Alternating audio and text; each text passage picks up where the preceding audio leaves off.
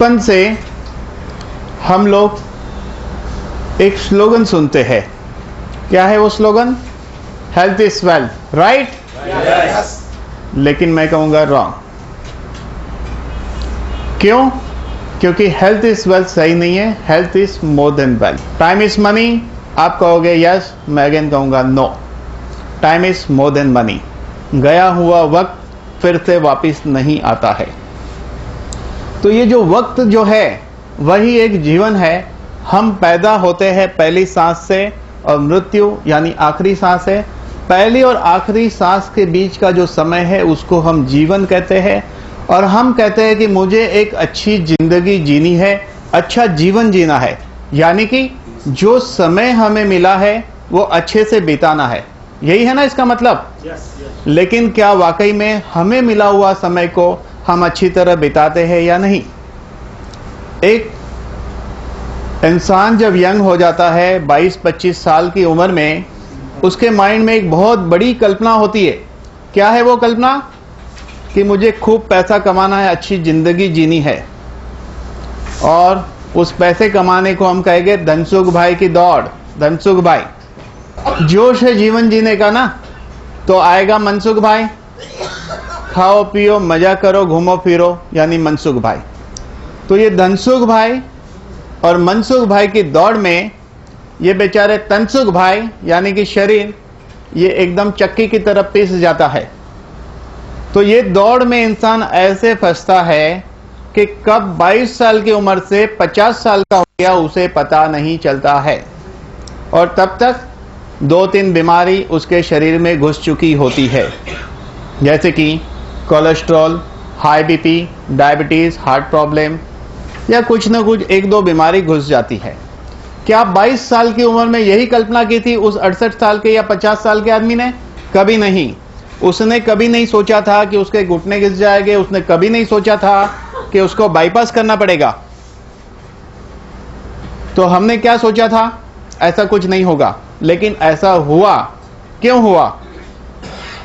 क्योंकि हमें जो चाहिए वो पाने के लिए हमें कुछ करना पड़ता है। पैसा चाहिए धनसुख भाई, तो उसके लिए तो मेहनत कर रहे हैं। मनसुख भाई के लिए भी इधर उधर जा रहे हैं पैसा खर्चा करके, लेकिन तनसुख भाई के लिए कुछ करते नहीं है। जिसके लिए कुछ करते नहीं है और उसके अच्छे रहने की उम्मीद करते हैं, तो उम्मीद करने से कुछ नहीं होता है, कुछ करना पड़ता है। नो डाउट उम्मीद पे दुनिया कायम है, लेकिन उम्मीद को पूरी करने के लिए मेहनत लगती है। और मेहनत क्या है वही हमें आज समझना है। तो ये तनसुख भाई जो है इसके बारे में हम लोग समझेंगे। लेकिन तनसुख भाई के लिए कुछ करने की बारी आती है तो हमारे पास एक चौथा इंसान भी है। धनसुख भाई, मनसुख भाई, तनसुख भाई, 3 इंसान हो गए। चौथा इंसान कौन है? चौथा इंसान एक वकील है हमारे पास, और उस वकील का नाम है मनहर लाल। अगर शरीर के लिए कुछ करने की बात आती है तो मनहर लाल कुछ करने नहीं देता है। वो हमेशा रुकावट डालता है। क्यों रुकावट डालता है? क्योंकि माया देवी आज भी काम कर रही है, जिसको हम कर्म कहते हैं। मुकद्दर में लिखा होगा तो ही इंसान शरीर के लिए कुछ कर पाएगा। यहाँ बैठे हुए हर इंसान को पता है कि हेल्थ के लिए वॉकिंग अच्छा है, जॉगिंग अच्छा है, प्राणायाम अच्छा है, हेल्दी फूड अच्छा है। फिर भी हमें खाना है पाव भाजी, बर्गर, पिज़्ज़ा। व्यायाम करना अच्छा है, लेकिन हमें सुबह लेट तक सोना है। हम क्या सोचते? कल करेंगे, कल कल कल के चक्कर में कल आज हो गया, आज फिर सोचते कल करेंगे। इस तरह कब बचपन से 55 के हो गए पता नहीं चला, और टोटल करने पे पता चलता है पाया कुछ नहीं, खोया ज़्यादा है। तो हम चाहते हैं कि जो खो दिया वो खो दिया, लेकिन अब जो बचा है उसको नहीं खोना है। तो उसको नहीं खोना है तो उसको बचाना है, और वही हमारी जिंदगी का एम होना चाहिए। उसी को हम सफल जीवन कहेंगे। यानी जो आयुष्य हमारे हाथ में आज है, उस आयुष्य को हम आज से निश्चित करेंगे कि मैं एक बहुत अच्छी जिंदगी जीऊंगा। ये जिंदगी जीने के लिए तनसुख भाई को समझना है। तो हम ये देखेंगे कि ये तनसुख भाई बने कैसे हैं। तो ये तनसुख भाई जो है ये 60 ट्रिलियन सेल्स से बने हैं। सेल्स हेल्दी तो हमारा शरीर हेल्दी, सेल्स बीमार तो हमारी बॉडी बीमार। हम देख रहे हैं कि हमारे आजू बाजू इतने लोग बीमार हैं कि आपको सरप्राइज होगी। हर आदमी छोटी मोटी बीमारी से जरूर बीमार है। भले वो कहलाता हो हेल्दी, लेकिन हेल्दी है नहीं। कारण क्या है?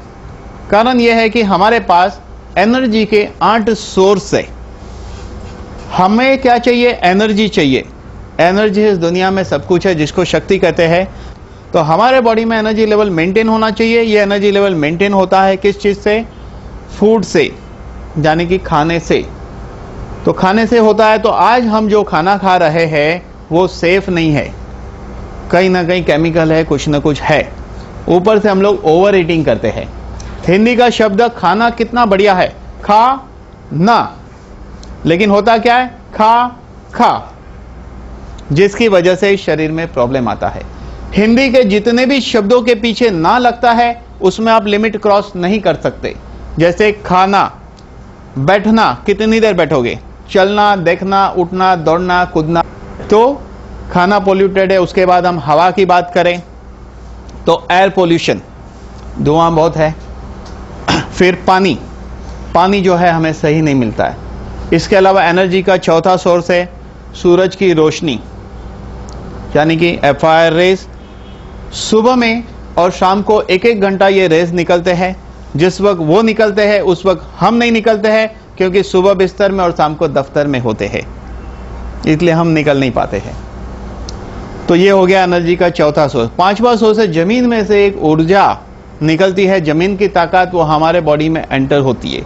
लेकिन आज हमने जमीन को कपड़े पहना दिए हैं, मुकुट पहना दिया है, यानी बिल्डिंग, कपड़े पहना दिए यानी रोड बना दिए। जमीन को हमने कोटिंग कर दिया है।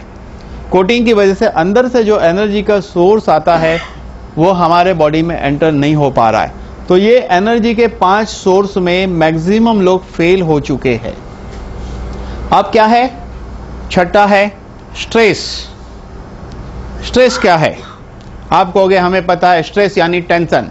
नहीं, स्ट्रेस यानी टेंशन नहीं है।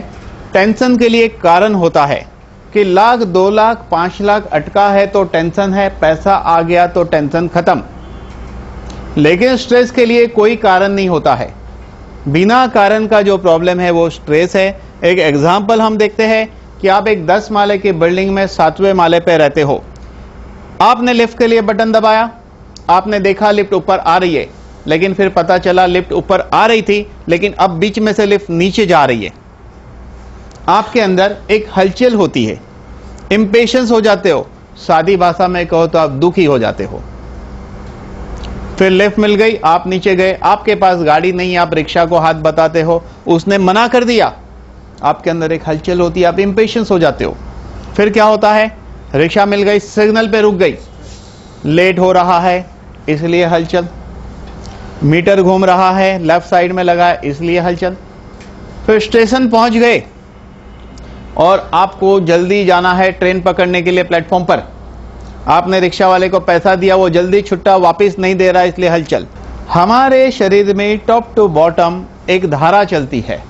अभी मैं यहाँ खड़ा हूँ, उस धारा को मेंटेन नहीं करूंगा तो मैं भी स्ट्रेस में आ जाऊंगा। मैं आपके सामने बिना स्ट्रेस इजीली बोल रहा हूँ। क्यों बोल रहा हूँ? क्योंकि स्ट्रेस का कंसेप्ट मुझे मालूम है, मैं आपको बता रहा हूँ, आपने इसको फॉलो करना है। तो अंदर एक धारा चल रही है टॉप टू बॉटम, उस धारा को मेंटेन करना है। अगर उस धारा को आप टूटने नहीं देंगे तो वो धारा धारा नहीं रहकर राधा बन जाएगी, यानी कि रियली आपको मजा आएगी। तो ये छठा एनर्जी का सोर्स आपके हाथ में है, जितना हो सकता है ले लो हाथ में, बहुत बड़ी चीज है। नेक्स्ट 7वां एनर्जी सोर्स है साउंड स्लिप। एक बच्चा क्यों ताजा होता है? क्योंकि जब चाहे सो जाता है, लेकिन ये हमारे हाथ में नहीं है। लेकिन जब हाथ में होता है तो भी हमारे हाथ से बात निकल जाती है।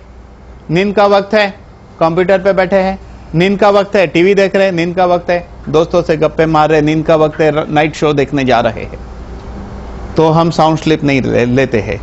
और लैक ऑफ एक्सरसाइज, हम लोग एक्सरसाइज नहीं करते हैं, यानी कसरत करना बहुत जरूरी है। कुछ लोग ऐसे हैं सुबह से रात तक बैठना है उनको, रिक्शा में बैठे या कार में बैठे, ऑफिस में गए, ऑफिस में बैठे, शायद ही कुछ कदम चलते होंगे।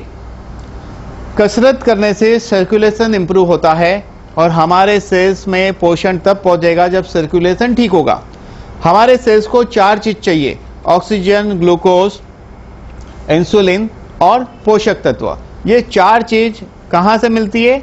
ऑक्सीजन लंग्स के थ्रू ब्लड में मिक्स होता है, इंसुलिन पेनक्रियास के थ्रू ब्लड में मिक्स होता है, ग्लूकोज और पोषक तत्व इंटेस्टाइन के थ्रू एब्जॉर्ब होता है और सर्कुलेशन सिस्टम के जरिए शरीर के हर सेल्स में ये पहुंचाया जाता है।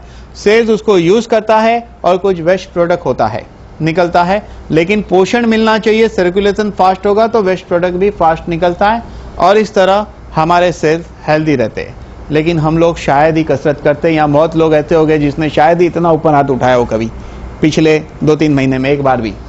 तो इस तरह एनर्जी के 8 सोर्स से कहीं ना कहीं हम इसमें हमारी बहुत सारी मिस्टेक की वजह से डिसीज होती है। अब हेल्थ इतनी इंपॉर्टेंट है कि हेल्थ के टाइप्स कितने हैं? तो 5 प्रकार की हेल्थ होती है। फर्स्ट हेल्थ है फिजिकल हेल्थ। आपका आकार प्रकार भी उस हेल्थ में काउंट होता है।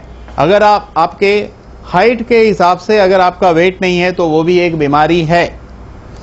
वेट कितना होना चाहिए? हाइट को सेंटीमीटर में कन्वर्ट करके -100 करिए, उतना वेट है तो आप परफेक्ट हो। तो फिजिकल हेल्थ के लिए हमने देखा कि कोई कुछ नहीं कर रहा है, लोग बीमार है।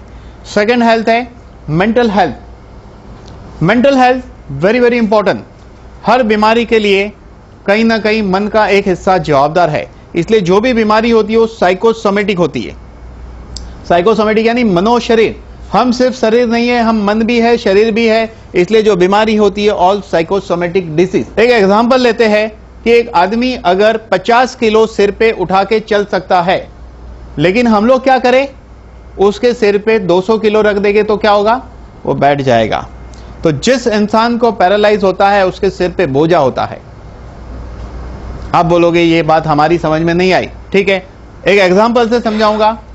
एक आदमी 62 या 3 ईयर का होगा, मेरे पास आया। उसको मेरे पास आने के 2-2.5 साल पहले पैरालाइज हुआ था। तो मैंने कहा जरूर आपके सिर पे बोझा है। बोला नहीं नहीं, मेरे को कोई चिंता नहीं है, मेरे पास इतने पैसे हैं कि मेरी 7 पीढ़ी उसको खा सकती है। बोला कुछ तो गड़बड़ है। दूसरी बार तीसरी बार आया तो उसके दिमाग का एनालिसिस मुझे मिल गया। पहला लड़का 42 ईयर का कुछ नहीं करता था, दूसरा लड़का उससे 2 साल छोटा, वो भी कुछ नहीं करता था। तीसरे लड़के ने मेरे पास जब वो पेशेंट आया था उसी वक्त बिजनेस में इंटरेस्ट लेना शुरू किया था। ये क्या है? 3 बोझा। माँ बाप के पास कितने भी पैसे हो, लेकिन अगर बच्चा कमाता नहीं है तो वो उसके लिए डेफिनेटली बोझा है। माँ बाप को हमेशा चिंता रहती है। में आदमी बैठ जाएगा। जिसके अंदर फियर कंसेप्ट है उसका घुटना घिस जाता है। जिसके अंदर फाइनेंशियल इनसिक्योरिटी और साइकोलॉजी इनसिक्योरिटी है कि आज मेरे पास पैसा है कल नहीं रहा तो, और जिसके पास है उसको फाइनेंशियल इनसिक्योरिटी और नहीं है उसको फाइनेंशियल इनसिक्योरिटी, उसको होता है कमर का प्रॉब्लम। कमर टूट गई, lumbar spondylitis, spondylosis, nerves compression. ये क्यों होता है? क्योंकि साइकोलॉजी कारण जवाबदार होता है ऑलवेज। इसलिए हम उस मेंटल हेल्थ के बारे में कभी नहीं सोचते हैं, क्योंकि WHO ने डिफाइन किया है, क्या है? WHO ने डिफाइन किया है physically, mentally and socially wellbeing of person and not merely a disease. कोई भी डॉक्टर कोई भी इंसान की मेंटल हेल्थ के बारे में जरा भी नहीं सोचता है। वो कोशिश ये करता है कि इस तरह मैं इसको इस बीमारी की दवाई दूं, और दवाई देने की कोशिश की जाती है। तीसरी हेल्थ है सोशल हेल्थ। सोशल हेल्थ क्या है? यहां जो इकट्ठे हुए हैं ना, ये सोशल हेल्थ है। जब इंसान रैशनल एनिमल है, वो अकेला नहीं रह सकता है, उसको कंपनी चाहिए, उसको ग्रुप चाहिए, नहीं तो वो बीमार हो जाएगा। जीने की मजा उसको आती है जो ज्यादा लोगों में इन्वॉल्व है। सोशल हेल्थ 2 ही इंसान को मिल सकती है। एक तो जिसके पास पैसा बहुत है, लोग उसको सलाम मारते हैं। ध्यान देना मेरी बात पे, जिसके पास पैसा बहुत है लोग उसको सलाम मारते हैं, या जिसके पास ज्ञान बहुत है उसको सलाम मारते हैं। चौथी हेल्थ है फाइनेंशियल हेल्थ। तो हमने कौन सी हेल्थ देखी? 4 प्रकार की health, physical health, mental health, social health, financial health. तो आप ये सोचते होंगे जिस खुश नसीब के पास ये चारों चीज होगी तो डेफिनेटली वो बड़ा खुश नसीब इंसान होगा। लेकिन मैं ऐसे खुश नसीब इंसान को जानता हूं जिसके बैंक बैलेंस का माप तोल करना बड़ा मुश्किल है, खानदानी बिजनेस है, 2 जनरेशन का बहुत पैसा है, फिजिकली हेल्दी है, मेंटली सोशली पैसा है, इसलिए फाइनेंशियली उस इंसान को डिप्रेशन हो गया। एक इंसान को कामयाबी जब मिलती है, चारों चीज मिल जाती है, तो उसके साथ 4 घटना घटित हो सकती है। या तो वो डिप्रेशन में जाएगा, या वो स्त्री के पीछे जाएगा, या वो शराब के पीछे जाएगा, या वो जुआ। इसीलिए कहावत क्या है, आदमी के पास पैसा आता है तो आदमी बिगड़ता है। इसलिए जिंदगी अच्छी तब कहलाएगी ये 4 चीज में फंसे बिना अगर आपको आगे निकलना है, तो उसके लिए चाहिए स्पिरिचुअल हेल्थ, जिसको 5वीं हेल्थ कहते हैं। स्पिरिचुअल राह पे चल रहे हो इसलिए सुखी हो, और पहुंच जाओगे तो दुखी नहीं होना है। तो इस तरह 5 हेल्थ में हमने इसमें से क्या पाने की कोशिश की? हमने अपनी जिंदगी में एक ही कोशिश की, और वो कोशिश हमारी क्या है? Only financial health. Only financial health के लिए हमने कोशिश की। हमने बाकी 4 चीजों के लिए जिंदगी में कभी कोई प्रयत्न नहीं किया है। तो डेफिनेटली मैं कहूंगा, पहली सांस से जो जिंदगी मिली है, आखिरी सांस से जिंदगी खत्म होने वाली है, वो जिंदगी सक्सेसफुल नहीं रहेगी। अगर उस जिंदगी को सक्सेसफुल बनाना है तो ये 5 चीजों को पाने की कोशिश करनी है, और पाना है इसको, और पाएंगे तो ही जिंदगी कामयाब बनेगी। लेकिन हम देखेंगे कि ये शरीर कैसे बना है। मां के गर्भ के अंदर बच्चे का सिंगल सेल से विकास होना शुरू होता है, और 9 मंथ के बाद एक पूरा बच्चा बनता है। और जब वो पैदा होता है और पहली बार सांस लेता है, जिंदगी शुरू होती है, तो कुदरत ने उसके लिए खुराक रखा है। माँ के स्तन में दूध रखा है और वो दूध पीता है। माँ जब उसको पहले 3 दिन दूध पिलाती है, ये पहले 3 दिन के दूध को साइंस कोलोस्ट्रम कहता है।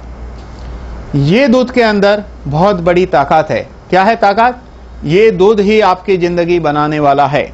ये दूध जब प्रॉपर मिलता है तो बच्चे को उसमें से 90 इंग्रेडिएंट मिलते हैं, 90 घटक मिलते हैं, जिससे ये शरीर का डेवलपमेंट होता है, विकास होता है, और दीर्घायुष्य की प्राप्ति होती है। ये 90 इंग्रेडिएंट में से कोई इंग्रेडिएंट घटने लगता है उम्र की प्रक्रिया के साथ या उम्र के पहले, तो बीमारियां शुरू होती है। तो साइंस ने यह ढूंढना शुरू किया कि ये 90 इंग्रेडिएंट वापस इंसान को कहां से मिलेंगे। तो खोजते खोजते खोजते ये पता चल गया कि ये मिलेंगे काउ कोलोस्ट्रम से। काउ कोलोस्ट्रम यानी कि गाय जब बच्चा पैदा करती है तो पहले 3 दिन दूध देती है, उस दूध को कोलोस्ट्रम कहते हैं। उस दूध के अंदर यानी कि काउ कोलोस्ट्रम में और ह्यूमन कोलोस्ट्रम में बिल्कुल सिमिलरिटी है।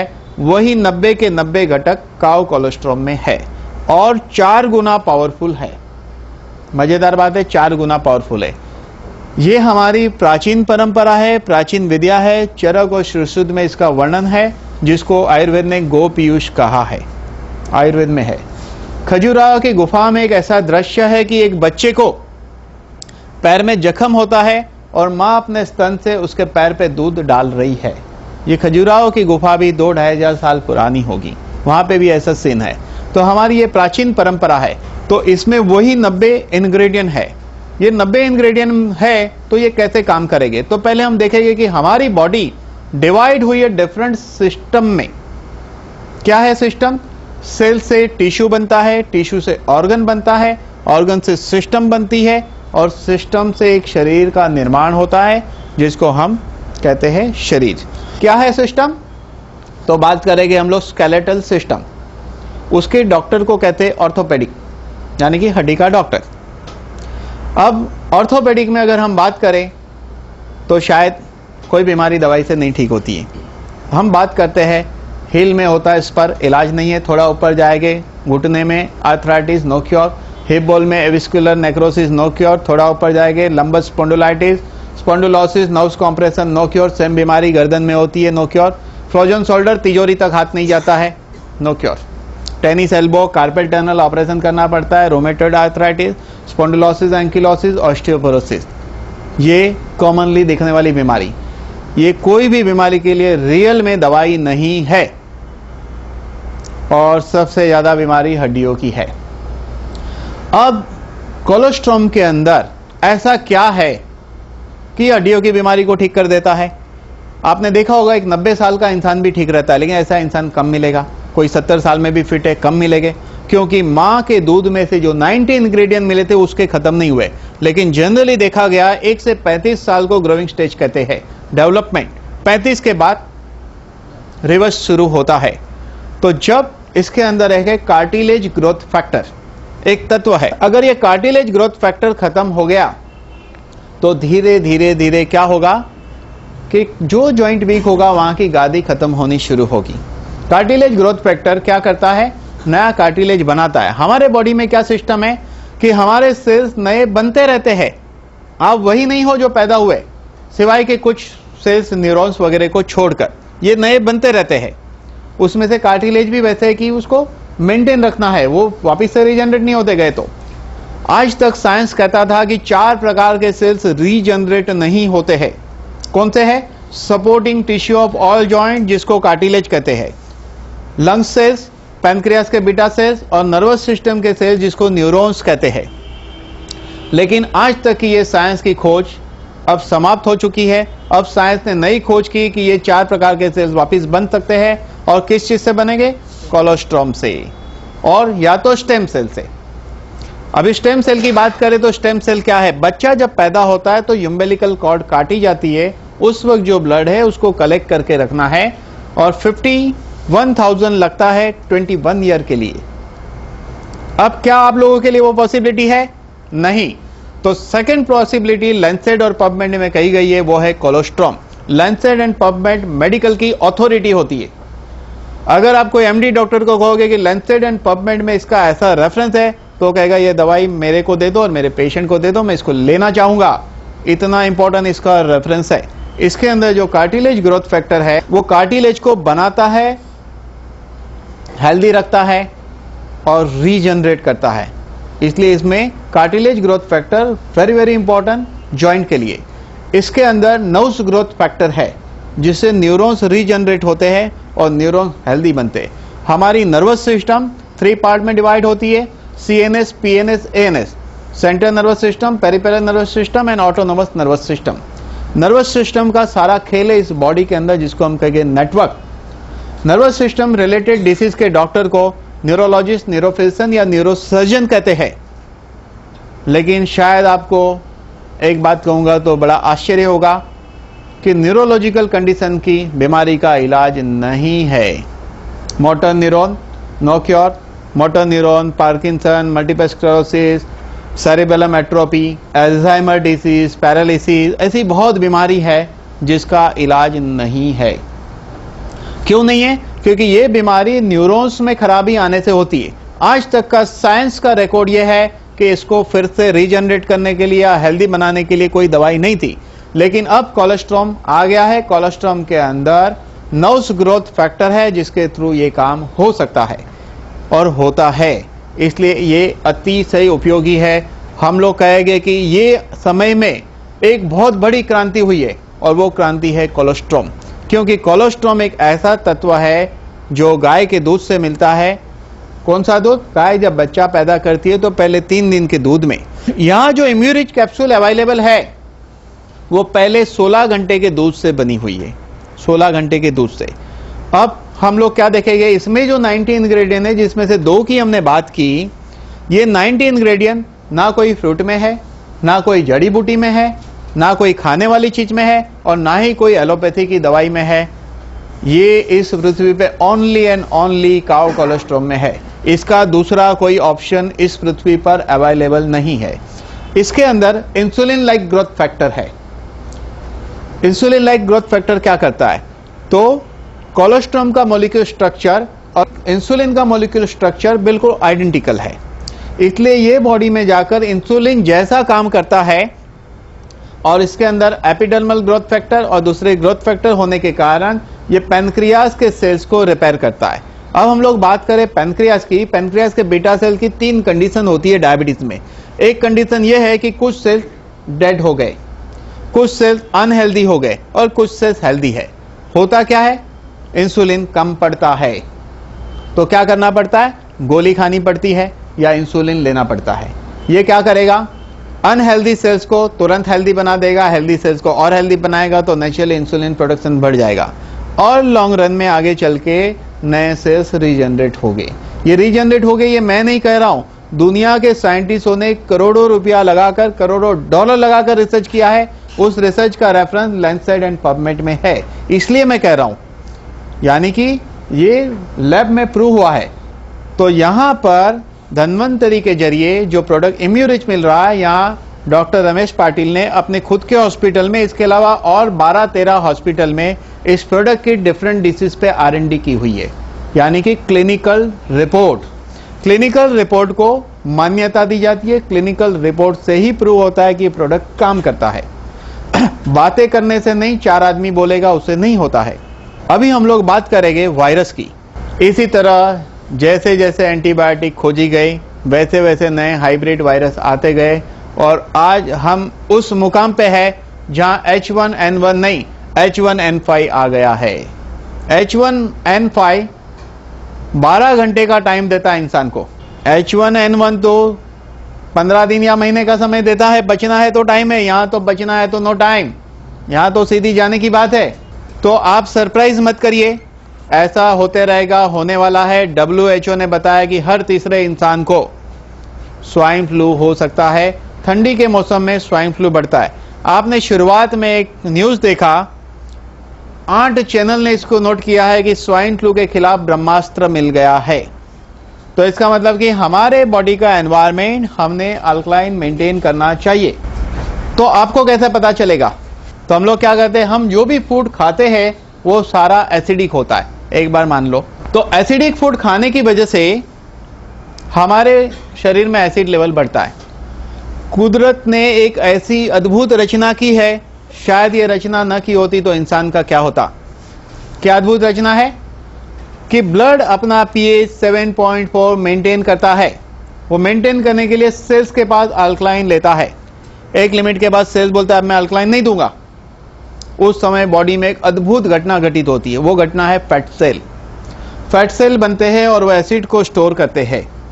अगर फैट सेल एसिड को स्टोर नहीं करेगा तो एसिड का दूसरा स्वरूप, एसिड भगवान जैसा, उसका मैनिफेस्टेशन अनेक स्वरूप में होता है, अनेक स्वरूप में वो प्रकट होता है। पहला प्रकट स्वरूप उसका है साक्षात, वो है फैट सेल।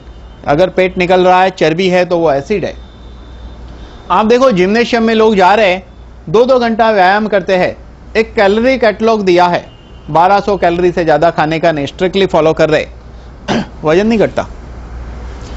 क्योंकि एक्सरसाइज करने से लैक्टिक एसिड बनता है और 1200 कैलोरी एसिडिक फूड खाया तो नेचुरली ये वेट मेंटेन रहेगा, घटेगा नहीं, उल्टा बढ़ सकता है। और घट गया तो भारी पेमेंट करना पड़ेगा, अंदर कोई डैमेज होगा, क्योंकि एसिड का मैनिफेस्टेशन कहीं होना है। तो एसिड का दूसरा मैनिफेस्टेशन क्या है? हाइपर एसिडिटी, खट्टी डकार आना, चेस्ट में बर्निंग होना, हैवीनेस लगना, इसको कहेंगे अपर डाइजेस्टिव ट्रैक्ट एसिडिटी। लेकिन स्टमक के बाद डियोडेनम टू एनस, उसको कहेंगे लोअर डाइजेस्टिव ट्रैक्ट। अगर वो एसिड स्टमक से निकलकर डियोडेनम से लेकर इंटेस्टाइन में गया तो क्या होगा?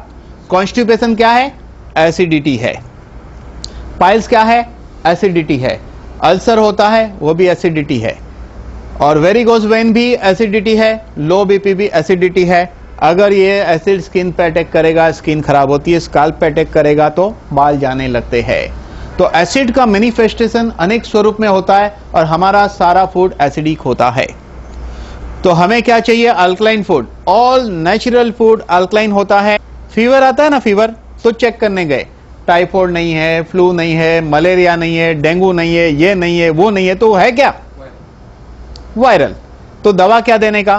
क्योंकि एलोपैथी की सिस्टम बड़ी सिंपल है कि मलेरिया की दवा अलग, टाइफाइड की दवा अलग, फ्लू की दवा अलग, क्योंकि वो उसी वायरस को पहचान के मार सकती है।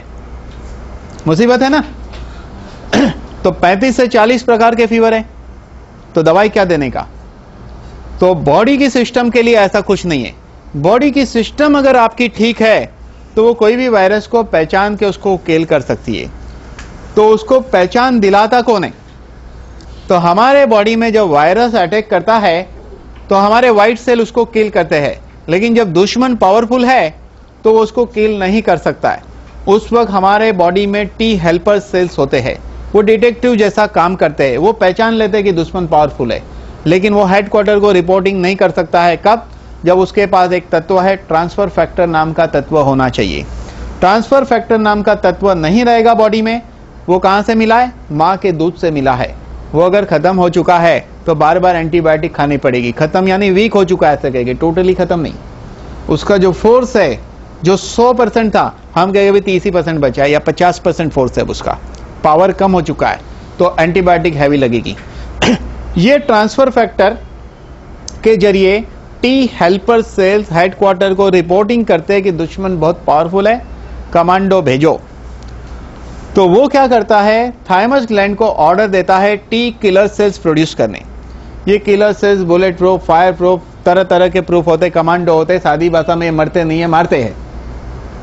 ये सारे वायरस को किल कर देता है। उसके बाद अगेन ट्रांसफर फैक्टर के जरिए एक मैसेज आता है थाइमस ग्लैंड को सप्रेसर सेल्स प्रोड्यूस करने। सप्रेसर सेल्स उस किलर को न्यूट्रलाइज करता है और एक लड़ाई हम जीत जाते हैं। और ऐसी लड़ाई आपके बॉडी में चलती रहे तो कोई भी वायरस को आने दो, हम उसको मारते रहेंगे, उसको आने दो, हम उसको मारते रहेंगे, क्योंकि हम लड़ाई में माहिर है। वायरस नहीं, हम माहिर है, हमारी सिस्टम स्ट्रांग है। तो इसके अंदर ट्रांसफर फैक्टर, इंटरफेरॉन, इम्यूनोग्लोबिन, ये तीनों चीज हमें मिलती है, इसलिए कोई भी वायरस से लड़ सकते हैं और लड़ने की ताकत पैदा होती है। लेकिन अब इसमें एक दूसरी स्टोरी बनती है। वो ये है कि जब किलर सेल्स ने सारे वायरस को मार दिया और ट्रांसफर फैक्टर कम पड़ा, तो क्या होगा कि थाइमस ग्लैंड को सेकंड टाइम ऑर्डर नहीं आएगा सप्रेसर प्रोड्यूस करने, तो किलर न्यूट्रलाइज नहीं होंगे। वो किलर सेल्स बॉडी के यूजफुल सेल्स को मारेंगे और उसकी वजह से जो बीमारी होगी उसको मेडिकली ऑटो इम्यून डिसीज कहते हैं। फॉर एग्जाम्पल, घुटने की गादी घिस जाना, ब्रेन में डिजेनरेशन होना, multiple sclerosis, motor neuron, cerebellum atrophy, ऐसी सब बीमारी को, सोरियासिस, ये सब ऑटो इम्यून डिसीज है। वहां पे भी हमें वही ट्रांसफर फैक्टर चाहिए, इम्यूनोग्लोबिन चाहिए, इंटरफेरॉन चाहिए। तो इसके अंदर वो 3 तत्व अवेलेबल है जिससे ये होता है। इसके अलावा इसके अंदर एपिडर्मल ग्रोथ फैक्टर है। आप लास्ट टू लास्ट संडे का अगर गुजरात समाचार लेते हैं तो उसमें बताया है कि एक रशियन साइंटिस्ट ने ये खोजा है कि लंग्स कैंसर के लिए जवाबदार तत्व है एपिडर्मल ग्रोथ फैक्टर। लेकिन उन्होंने ये नहीं बताया कि ये मिलेगा कहां से। उन्होंने बताना चाहिए था कि ये धन्वंतरी के पास है। लेकिन ये धन्वंतरी का काउ कोलोस्ट्रोम, उसके अंदर एपिडर्मल ग्रोथ फैक्टर है। इसके अंदर एक है एंजियोजेनस ग्रोथ फैक्टर। इसका काम क्या है कि जब आर्टरी ब्लॉक हो जाती है तो अगर एंजियोजेनस फैक्टर ठीक से काम करता है तो नई ब्रांच निकलती है। क्या आप मानते हो कि बाईपास 100% सॉल्यूशन है? नहीं। चलिए मैं समझाता हूं। हमारे घर में बाथरूम में पानी जाने के लिए एक रास्ता है। अगर वो बंद हो जाता है तो हम क्या करते हैं? तुरंत प्लम्बर को बुला के दूसरे कोने में बनाते नहीं, बनाते हैं, उसी को ठीक करते। लेकिन समझो हम ज्यादा होशियार है, हमने दूसरा रास्ता बनाया, वो भी बंद होगा। क्यों? क्योंकि पहला रास्ता इसलिए बंद होता था, हमने जाली नहीं लगाई थी, इसलिए बाल जाते थे, साबुन के रैपर जाते थे, दूसरा कचरा जाता था, इसलिए ब्लॉक हो गया। अगर दूसरा रास्ता भी बनाया, अगर ये हैबिट जारी है तो वो भी बंद होगा। बाईपास यानी कि पैर की आर्टरी निकालकर या हाथ में से निकालकर या चेस्ट में से निकालकर एक नया रास्ता बनाया जाता है। वो रास्ता बनाया, लेकिन अंदर ब्लॉकेज डेवलप करने की प्रक्रिया को वो रास्ता नहीं रोकता है, अंदर वो प्रक्रिया जारी है, तो फिर से ब्लॉक होगा। तो यहां इसके अंदर एंजियोजेनस ग्रोथ फैक्टर है, एपिडर्मल ग्रोथ फैक्टर है, ये सारे तत्व जो है उसको रिपेयर करता है। लेकिन परफेक्ट सॉल्यूशन के लिए धन्वंतरी ने इसके साथ ब्लॉकेज के लिए स्पेशली एक प्रोडक्ट डेवलप किया है। वो है सेकंड प्रोडक्ट, उसका नाम है सुवेद। तो सुबह में 2 कोलेस्ट्रॉम और 1 सुवेद, शाम को 2 कोलेस्ट्रॉम, रात को 2 कोलेस्ट्रॉम 1 सुवेद, ऐसा लेने से ब्लॉकेज ओपन होता है। हमारे पास उसका एग्जाम्पल है एंजियोग्राफी बिफोर एंड आफ्टर। 21 दिन बाद उसका ब्लॉकेज खुल गया। ऐसे एक नहीं, बहुत सारे किस्से हैं जिसको क्या कहते हैं क्लिनिकल रिपोर्ट। एक आदमी अगर 4.5 लाख खर्चा करने जा रहा है तो उसके बदले में 3-4 हजार खर्चा करना पसंद करेगा कि नहीं? करेगा। और ये करके नुकसान कुछ नहीं है, नो साइड इफेक्ट। तो ऐसा ये अद्भुत प्रोडक्ट है। तो इस तरह हमने देखा कि ये कोलेस्ट्रॉम एक ऐसा तत्व है जिसके अंदर 90 इंग्रेडिएंट है, जिसमें कि कुछ इंग्रेडिएंट की हमने बात की। इसके अंदर लेप्टिन नाम का एक तत्व है, जो बॉडी के आकार प्रकार को मेंटेन करता है। पतला है तो उसका वेट गेन होगा, मोटा नहीं होगा, वेट गेन होगा, क्योंकि पतला आदमी का मसल्स डेवलप नहीं है। और मोटा आदमी फैट के कारण मोटा है, उसका फैट कम होगा, लेप्टिन नाम का जो तत्व है। तो इस तरह इसके अंदर बहुत सारे ऐसे तत्व है जो बॉडी में चेंज लाते हैं। अभी मैं दूसरे प्रोडक्ट की बात कर दी, सुवेद। अब तीसरे प्रोडक्ट की बात करेंगे, उसका नाम है ग्रीन टी। 80% पॉलीफिनॉल है इसके अंदर। और ये पॉलीफिनॉल क्या करता है? पॉलीफिनॉल का सबसे बड़ा काम है कि ये मेटाबॉलिज्म बढ़ाता है। मेटाबॉलिज्म बढ़ने से चर्बी पिघलनी शुरू होती है। अगर कोई इसको 2-2 गोली 3 बार खाता है तो मध्य प्रदेश जो है, जिसको पेट कहते हैं, ये अंदर जाना शुरू होगा। सबसे बड़ा प्रॉब्लम मध्य प्रदेश का है। कोई मोटा नहीं है तो भी मध्य प्रदेश तो है। जैसे ही कोई इसको लेना शुरू करेगा तो उसको लगेगा कि 1-2 इंच अंदर चला गया विद इन अ वीक। लेकिन इसमें एक समझदारी का काम होता है। हर इंसान ने अपने बॉडी को जज करना पड़ता है इस कैप्सूल को लेने के पहले। क्यों जज करना है? कि आपकी बॉडी कितना डोज पॉलीफिनॉल का एक्सेप्ट करती है। तो इसके लिए मैं कहूँगा जोश में काम नहीं लेना है, समझदारी से काम लेना है। पहले 1 ही गोली खाइए पहले दिन, दूसरे दिन 2 खा के देखिए, तीसरे दिन 3 खा के देखिए एक बार। आपको लगता है ठीक है तो फिर खानी है 2-2 गोली 3 बार, रियल रिजल्ट के लिए। 15 दिन पहले हमने 103 किलो के आदमी को ये प्रोडक्ट दिया था। भरत भाई शाह जो आए थे, उनको दिया। 2-2 गोली 3 बार सजेस्ट की। उनकी 1 बोतल खत्म हो गई।